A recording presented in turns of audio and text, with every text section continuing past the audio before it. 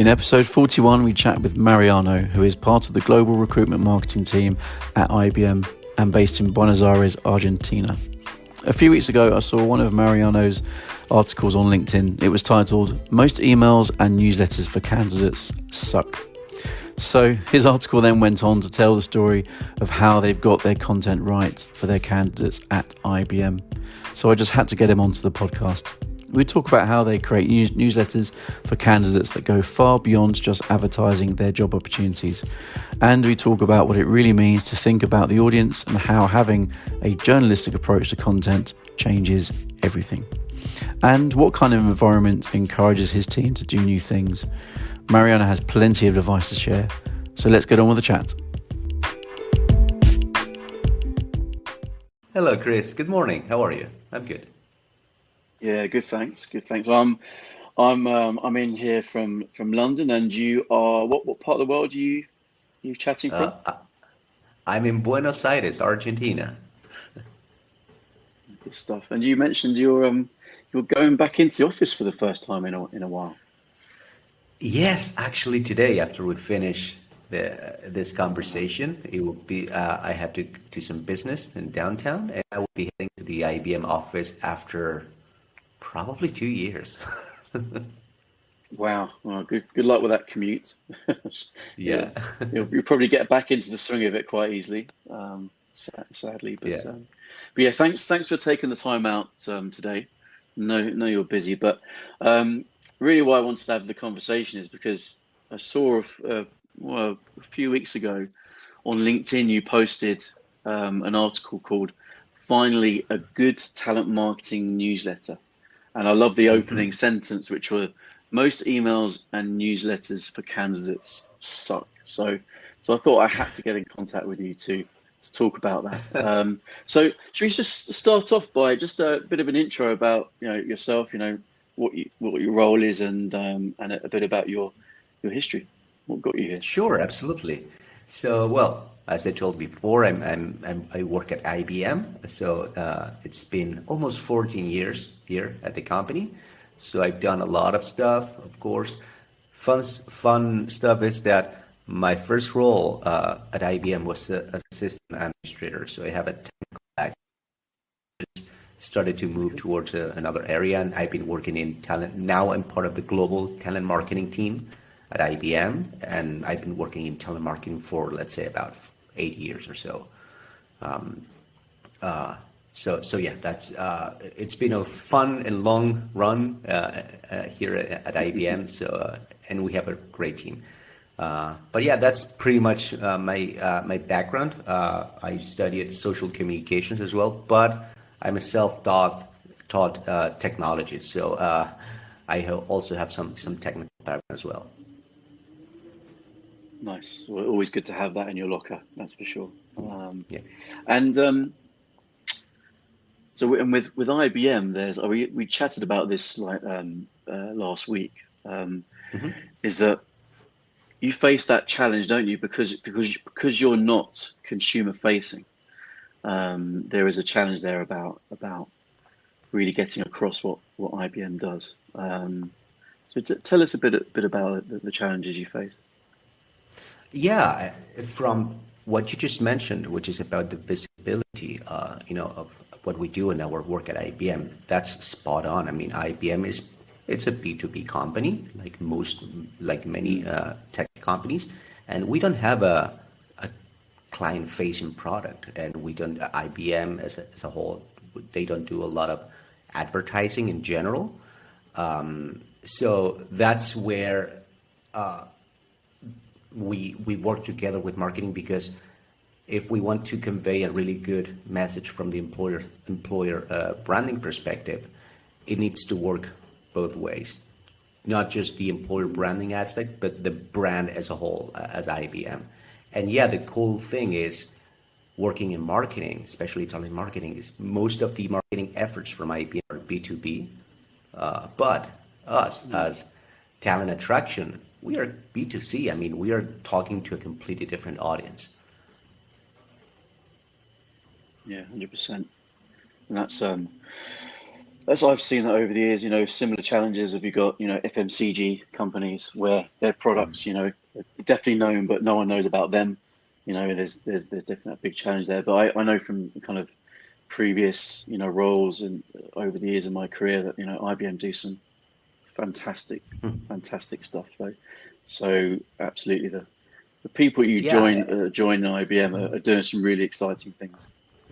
yeah, and also again, this whole thing about what is the presence of IBM in general. If you talk about, Apple, let's say for example, people have touched and experienced Apple in their personal lives, either by buying a MacBook or getting an iPhone, that sort of thing. In the case of IBM, we do some really awesome stuff.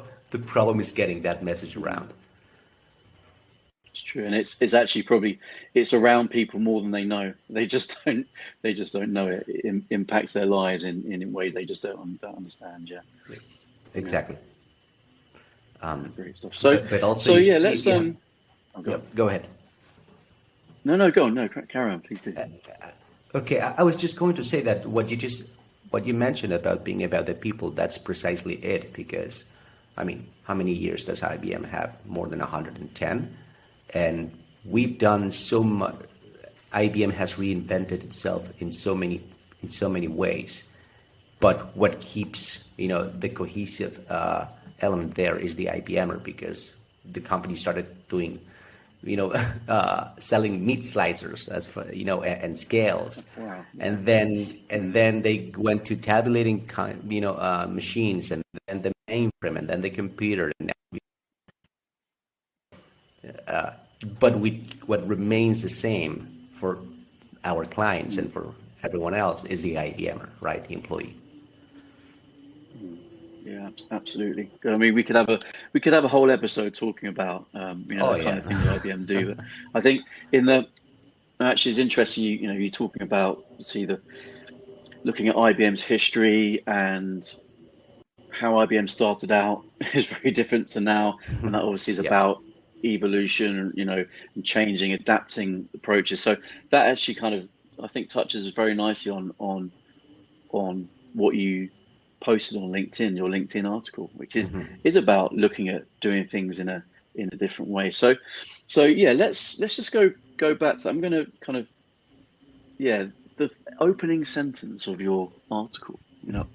Was most emails and newsletters for candidates suck. I'll post a link to the article in the episode description, but tell us a bit about why you posted that article. Yeah. Well, this has been an effort. I mean, we've been working on email communications and email marketing for a while now, and we are still kind of on beta test. We're still trying stuff. But while doing my research and doing, with other companies and in general how email communications work with candidates, I saw that every single email communication with the candidates are either done by the ATS, automatically, those type of emails like thank you for applying or telling you the status of your application. And then also in many companies, including us, you can sign up for job alerts, right? So an automatic email that says, okay, you're interested in software engineering jobs. Here's a bunch of them. That's automatic, okay? And we can expect that. But when trying to email our candidates and our potentially future IBMers, every time that I saw some kind of communications going from the talent acquisition team to the candidates, it was like again the same thing, like a bunch of jobs for them to apply, and saying, hey, we're hiring here, we're hiring there, click here to apply. That's basically the call to action that I saw in most of them. Design wise, that's a separate issue matter as well, because they were not very appealing. They looked, like very beige, if you want to call it that way. So that's what I saw, and we started to test some stuff with emails, and we came up with this newsletter, right? As you know, the newsletter communications, they have boomed during the pandemic as well. due to a bunch of reasons, right? Social media oversaturation, and people are going back to their safe spaces, which is the email inbox, right? So a lot of, newsletters are a thing again, but I started to think like, let's suppose that I am a candidate. I put myself in the shoes of a candidate. So let's go back to my first job at IBM. I am a system administrator. I am your database. What I would like to know about you, and I am expecting. Am I expecting for you to send me a list of jobs? Probably not. So we decided to attack it from a more strategic point of view, which is people know how to apply for a job, and if they are interested, they will. In fact, we are flooding in job applications. The problem is, are they interested at IBM? Are they interested enough for them to self-initiate a job application process? That's what we are trying to do with these newsletters. So the newsletters that I send are cool things, that IBM does that we usually don't communicate, and something to tell people, hey, here's some cool research from our IBMers, our scientist, or here's a bunch of code from our developer team. Are you interested in that? And also, of course, giving something back, like useful information. So that's the main idea behind it, get you interested, show you something cool, and if you apply by yourself, that will be a much more valuable application than me just pushing jobs that probably you're not interested in, It's definitely, I think, it's that thing about, I think often from conversations I've had and what I've seen just like over the years is that organizations and teams can feel that once they've got someone to sign up, that's it, kind of the job is nearly done. But actually that competition in the feed of someone's inbox is very competitive. So actually creating the kind of content you're talking about is really important. I really liked the part of the LinkedIn article where you said, let's look at scene one, meet the protagonist. The future IBM/candidate has joined our talent network, aka database. She doesn't know much about IBM and probably receives many automated, or I like this term, or low-res emails from other companies asking him or her to apply to a bunch of jobs that might not be so relevant. These are emails from recruitment teams talking about recruitment. Boring. He or she starts to delete these emails without reading after a while, and they still don't know what IBMers do. I really like that. And as I said, I'll put a link into this article in the episode description. But I think that's absolutely spot on, and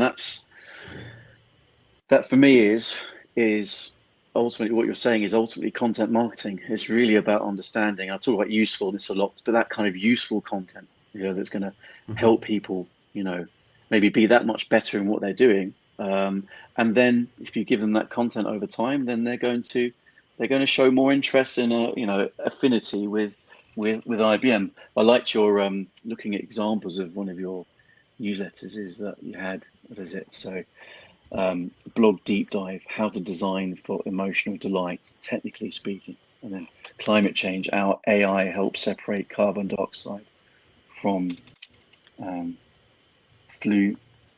fuel gases. I can't quite read it, it's a bit blurred. And then cloud conference, it's coming soon, don't miss. It's open and it's free. It's that kind of thing is like, I've read that, and that's the first 20-30% of the newsletter, and there's no mention of jobs, which is fantastic. Yeah, and these are not targeted newsletters. So the examples that I put there are not, newsletters to a specific audience, like the only designers or only developers. These are just global newsletters. And the whole point, and I try to mix it up, the content. I basically, again, this is the main change is I put myself in the shoes of a candidate, technical candidate, and I ask myself what I would like to read on, what will help me, to have a better day. And the problem with jobs is we think that they might be interested, but we are always asking the candidate, apply for a job, here's the CV, in the recruitment teams, we are always, running against the clock to get X amount of applications, to get X amount of hires. And we get, I know it because I saw it. We go crazy and they'll say, oh, I will not make the deadline. I need a lot of applications. I don't care how, but I just need applications. I don't care if it hurts the candidate. I just want to get my job done. Yeah. That is the safety in numbers. Exactly. So that is the problem, instead of thinking long term and having applications every single day, we just go against the demand. And I think that's why if we put this content out from a only recruitment perspective as a recruiters, we will fail because we are not interested in, we're not putting, the content on the candidate's perspective. So what we will send is just it's going to hurt. And that's a problem. When you have like a brand experience, you either have a positive brand experience or a negative brand experience. It never goes neutral. So if you're starting getting crap emails from X company, at second or third email that is not interesting, you will either unsubscribe or flag it as spam or whatever, So that's why we try that every email, it's helpful for the candidate, give something back. Hey, here's a course, here's a code repo with some stuff for you to try. Here's something that you can learn from. And how many of these style newsletters have you been sending out? On these ones specifically, I sent them every month. Once a month, that's it. Yeah. I don't need to send them every week. I don't need to send them every day. We are very respectful on their inbox. We don't want to get in the way. We don't want to go to the spam folder. So we try. I'm not bombarding people with emails, and this is just a pure, contact nurturing strategy, if you want to call it that way, right?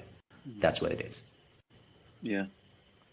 And how have you gone about doing it? I mean, you said, really putting yourselves in the shoes of the people receiving these newsletters and respecting their time. But how do you go about creating newsletters like this if someone else is thinking about, doing it? So on your LinkedIn post, you're saying, a number of people saying, that's what I've been talking about for ages.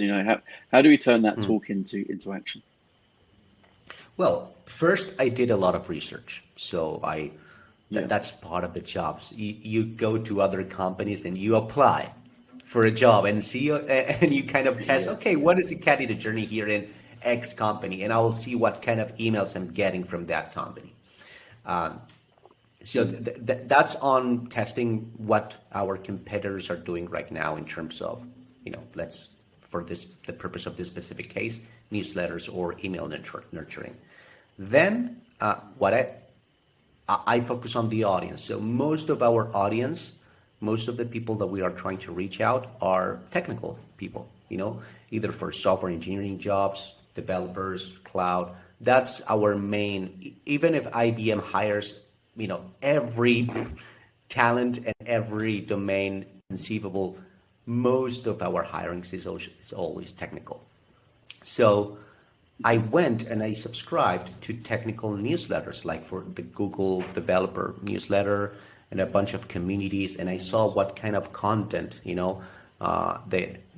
they put on. And I also contacted colleagues and friends of mine, like, hey, are you subscribed to a really cool newsletter? Can you send me an example? And I started with that research, again, not from a recruitment marketing perspective, but from the content. So I get the content mostly from, I have a background in journalism. So I have like all my, Twitter lists and RSS feeds and anything that's during the month so what I do is during the month, I start gathering the content and just flagging it. And the last week I start prioritizing it and say, okay, let's choose the top 6 or 7 pieces of content and let's try to mix them up. I will not make a newsletter that talks all about coding and software engineering. So that's the rationale. Is there ever, and again, every single newsletter is different every month because things happened. So I will not send you the same content every month. It's a letter has to be relevant. So what happened? Let's say I'm putting together the November newsletter. Okay, what happened in October? Okay, it has to be newsworthy. It has to be interesting. It has to be helpful.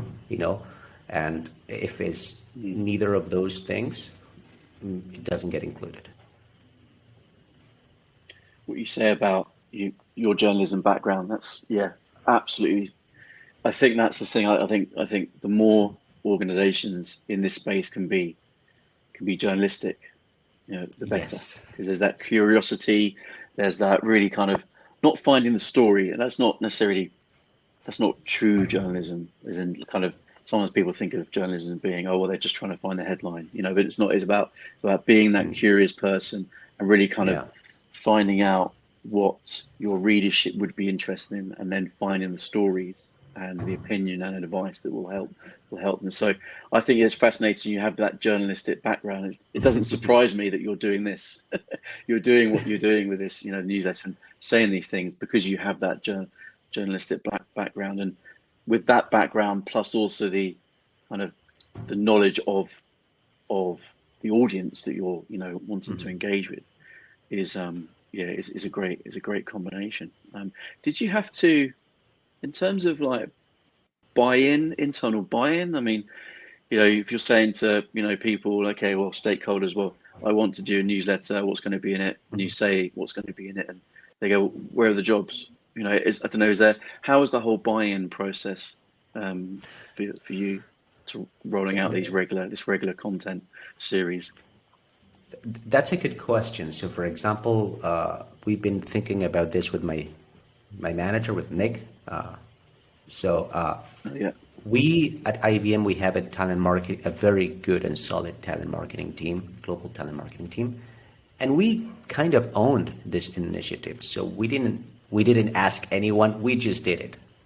That's it. Yeah, nice. And we knew that the first couple of times it was going to be something like, okay, will this work or not? We didn't know. We just did it, right? At first. Yeah. Nice. So we tried a couple of iterations of the same newsletter and through across a couple of months. Then when they became so successful, a lot of people wanted to pitch in and, hey, can you put this piece of content on my newsletter? I want there too. That's where usually there's some back and forth with, it can be either the talent acquisition team or any other team, because we decide at the end of the day what's the content that's going to be in there. If someone says, hey, Mariano, can you share this piece of content because we are hiring and here's a list of jobs, I will say no. And the good thing is, since Nick, we own the criteria, and we own the crafting of this newsletter, we can decide, and not hurt the content. So it's not getting buy-in. We always had it. The cool thing is we have the liberty to try things out, and if it doesn't work, fine. Yeah. Let's move to the next thing. But the old phrase, I think the translation, it's better to ask for forgiveness rather than permission. Than permission. Something absolutely, like that. Something like absolutely. that. So in terms of buy-in, we just got the environment where we were able to do it, and that's it. We just went and did it. I think that's a key thing, isn't it? I think for me, definitely is just doing it. I think sometimes there can be too much procrastination of going, it needs to be perfect, but actually it's actually good to look back at content that has been created and see improvement, because otherwise you're just kicking it around a sandbox, to use a technical term, but kicking it around the sandbox, and it not being out in the wild, and ultimately put it out in the wild. That's when you really know if something works, and it means you just get on and do it. And I think that kind of mindset is fantastic, because otherwise well, if you took that mindset, if more organizations took that mindset, had the confidence to do that, then I think there'll be, a lot more different things being done, a lot more innovation being done in this space.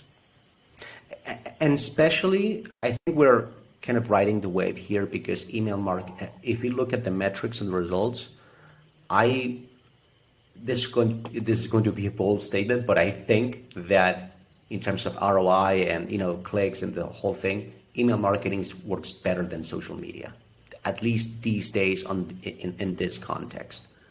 Yeah, it makes sense, doesn't it? I think. Yeah. Well, it's part of a larger context, right? So during the pandemic, there has been an overload of digital channels, and social media exploded, and people are just burned out. And their safe space, your safe space, is the email inbox when you only let a specific amount of people to come in. And what we need to understand is, if we ask candidates to leave us their CV and their data and join our database, they are doing that for a reason, and they expect something from us. They are just waiting for anyone to stuff like the email newsletter, because au contraire from the spam that you might get, or registering to an event, and the whole thing about data security and data privacy. In this case, for talent acquisition, I will gladly put my CV and my information and all the information that I have on your database, so that eventually you can reach out to me and you can see who I am and what job might be best for me. So it's not just that we need to do it, they're kind of waiting for it. Exactly. Yeah, absolutely. They are, but yeah, they're waiting to be. Well, actually, I talk about this on some previous episodes. This thing about kind of audiences aren't actually found; they're created. There's this talk about audience, in briefs for campaigns. The audience, but actually that assumes that they're ready and waiting. But actually in this instance, you've done the work to earn that attention, to give them enough trust so they can give you your data. And so once they've done that, then I think there is that expectation that they're happy to see something from you. And if you return the favor of that attention and data with the content you're creating, then fantastic. And that actually, on your article, you talk about kind of success rates, like click-through rates of 4 to 5%, and open rates of 40 to 50%. You're right. Those kind of stats, in terms of click-through rates, you don't see that on social, but that's because we're looking at another part of, I suppose, that marketing mix, or whatever you want to call it, is that you could have content that goes onto social, that's then going to lead to someone, signing up. But yeah, is there anything else in terms of like kind of success you found with the newsletter? You mentioned about kind of people coming to you internally going, wow, that's fantastic, and they wanted to be part of it. So I'd see that as being a success as well. Yeah, indeed. And it's not just the data, but it's also the feedback that we get, that many people, I'll give an example. So here in Argentina, I'm part of, I help, coordinating an IT community. It's called CISARMY, so I help, with that IT community. And we were on the Discord server chatting, and one of the guys says, "Hey, did anyone get that IBM newsletter this month?" And I said, "Yeah, dude, that's me. I wrote this." And he told me, "This is brilliant. This is really good." For example, I didn't know that IBM had free courses on Python, and can I take them? And yeah, sure, go nuts. And they're learning new things about what we do, and it's also, again, first they have to open the email. So that's the first thing. They are interested at IBM. And then you have to not waste their time and give them something useful, because that will impact on your next email. If you keep receiving happy emails, eventually you will stop opening them up, or you will eventually unsubscribe and flag them as spam. But if the first email that I send you is kind of cool, second one, maintains that quality level, then we expect for the numbers to at least maintain or keep growing, because that base, that trust, that readers trust, as we call it in journalism, right? That is set. So when you expect to get something good from us. I like what you said earlier on, actually, about if someone comes to you and go, all right, I've got all these vacancies, can we put it in the newsletter? And you go, no. That's that. No. Going back to the journalistic side of things, that's kind of that editorial integrity, which is fantastic. It's like, this is what it's for. We know what the newsletter is for. It needs to do this, this, and this. And if we're getting requests for content that is not doing what we want it to do, then we don't do it. That's fantastic. Well, it might be very well. So let's say, for example, events. So for this type of email, you might get other type of emails. Let's say I will send a newsletter to designers talking only about our design team and with content about the work that we are doing. And maybe there can be a segue or something specific related to jobs. But again, that's a different email. That's a different objective, a different call to action, So I always try to think, okay, what is the objective of this email? Is this about getting hires or applications? No, that's secondary. The main objective here is to have a conversation with the candidates. That's it. And if they apply and we get them hired, great. Yeah, brilliant. What's your favorite bit of when you think about the content that you've been doing in the newsletters over the past few months? What's the content that puts the biggest smile on your face? It varies every month. But to be honest, I think that the common ground here, it's IBM research stuff.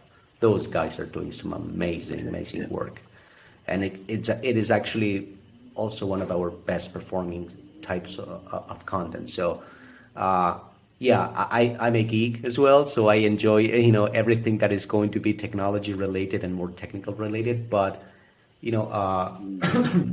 for example, the IBM research joined the design team, I think, and they published an article about racial bias when I think it was about housing in the US.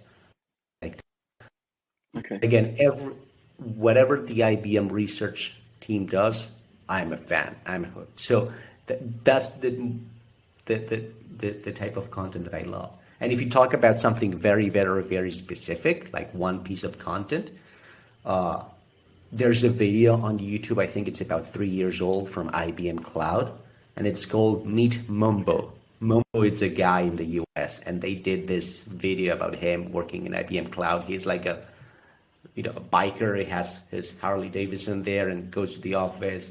That video, if you just Google, if you search on YouTube IBM Mumbo, that's my favorite video ever. I'll put that in the episode description. Definitely. Yes. Nice. So it feels like I'd like to end with kind of a few kind of takeaways. Of course, I think if someone's having that next meeting where this kind of conversation is relevant, we've talked about what do they need to do to be able to do what you're doing, or do more of what you're doing. And I think you mentioned I particularly like the thing about just doing it and knowing actually it's something that you need to put it out there to test it. Doesn't have to be perfect. Obviously, there's got to be quality about it, but don't feel you have to research it to the nth degree. Research is important, but just get it out there. And also kind of having that focus on in particular pieces of content that you're putting out there. What is the purpose of it? Is there any other things that you think people need to be, if they're talking in their meeting and going, okay, well, let's do something. What other things should they be thinking about to tick those boxes to get it done? I will say the most important thing is avoid your own bias. Let's say if you are a recruiter or you work in the talent acquisition team and you want to do something like this, first of all, get rid of all your bias. The most common type of error when putting, let's say we are including content in some newsletter, is that, are they really interested in this? We think that, yeah, I am interested in this, so they must be interested in it as well. That's not necessarily the case, you know? So get rid of that, and even if you need to have like a quick conversation with, let's say, a developer in your company, hey, what do you think about this? Is this interesting, or what type of thing will help you out? And that's the route that you go, you know? If we are talking, again, this is something specific. If you're talking about purely a nurturing newsletter, the email to just keep the audiences warm, that's it. So in that case, yeah, make sure that the content you put out there has some value for the candidates and not you. Because if you fail there, then if that gets sustained, you know, every newsletter, if your first newsletter is not interesting and the second one is not, I will not even open the third. But that's fine, you know, at least get started. If they are interested in you, they will open the email and will open up the next one.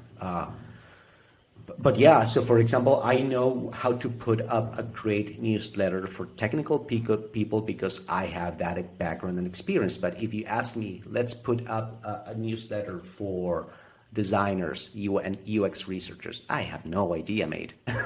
I have to go and ask someone from design, okay, what will look good email? Are you subscribed to any design newsletters? Can you show me an example?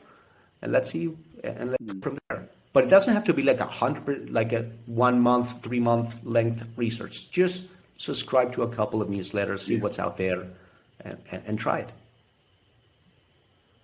it. Exactly, yeah. And that's, I think that's a part of the kind of technical mindset, isn't it, as well? The thing of trying something. If you're like a developer, for example, you're actually working on something, you can see the change on screen straight away. You know, you're trying something, it doesn't work. You try something else, it doesn't work. You try something else, you know, it works. There's that kind of, hacking in the positive sense, hacking mentality, which I think is, that's what it feels like when you're talking about that thing about, just doing it, just getting something done. Yeah, and we tried things that didn't work actually, that got really bad results, and we learned from that. For example, I don't know, YouTube, do some newsletter about YouTube videos and our YouTube channel. That didn't work that well. I mean, there were some love, of course, but it didn't perform as bad as well. I think that, and again, it's just about trying. You need to learn why it didn't work. Okay, why? Maybe because let's say YouTube, why this didn't work? Oh, maybe because opening YouTube videos from an email is not the best experience for the user, depending on the email client they're using and whether if it shoots the app or the browser to open it. So there's a bunch of things going on, so maybe that was one of the reasons, maybe because the content was not that good, but we learned from that. And again, not everything will work, and that's fine, but I at least need to fail. Yeah. And I think the last thing I'd add, I suppose, is from what you're saying is that, it's not every single bit of content you do has to have everything in it. It's as much as, I've seen it over the years where, there's an eagerness to go, well, okay, well, where's the message? Where, if we're in the job of hiring people, where's that message? It needs to be screaming that. I think that's that appreciation that this, one piece of content doesn't do everything, and it shouldn't do everything. So that if we're adding in multiple messages to a piece of content, then the recall of that message, it decreases. So, I think that's really important to go. Let's understand how it works amongst everything else as well, because there are times when people want to, know about jobs, and you'll find the time to do that, but not trying to cram jobs into all the other things you're doing, because then it just becomes too big, and the messaging gets blurred, and people won't open that email. Yes, and again, it's about respecting the timing of the candidate. So Yeah. whenever they're ready, they will apply. You know, they're smart. They can go to your recruitment site, your talent career site, and for their jobs and apply. But when they do that, it's much more valuable because those are people that are really interested in that job in your company. So it's quality over quantity of applications. You know, do you want 100 applications just because you push jobs and people will just randomly apply just in case? It's, you know, like throwing a dart and let's see if this one sticks. Do you want that type that type of person, or do you want the one that is really interested in the job and the company? I'll take the second one. Yeah, absolutely. Well, we could have a whole separate conversation about a number of things you talked about, but I think, this has been fantastic. Thanks very much for your time. And let's say I'll drop a link into the LinkedIn article you did in the episode description. And also I'll get that YouTube video you talked about and put that in there as well, so people can have a look at one of your favorite bits of content. And have a good Friday. Good luck with that. Good luck with your first commute into the office for 2 years. It sounds surreal saying it, doesn't it? It's been that long, but yeah, good luck. People, there's going to be people. I'm excited. Yeah. Well, have a good rest of the day and enjoy your weekend when you get there. Thank you. Thanks for the invitation, Chris.